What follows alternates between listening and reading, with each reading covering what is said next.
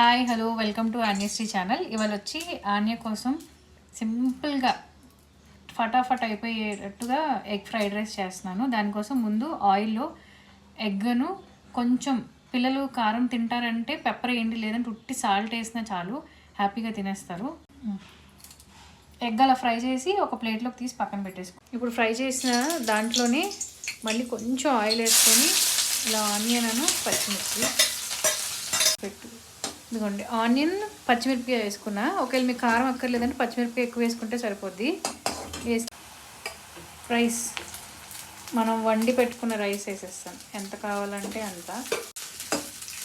ఇది ఇలా ఒకసారి కలిపేసుకోవాలి. సాల్ట్, వెనిగర్ ఎక్కువ వేసుకున్నాను కాబట్టి ఒక చిన్న సాస్ కూడా దీంతోనే ఒక కప్పు.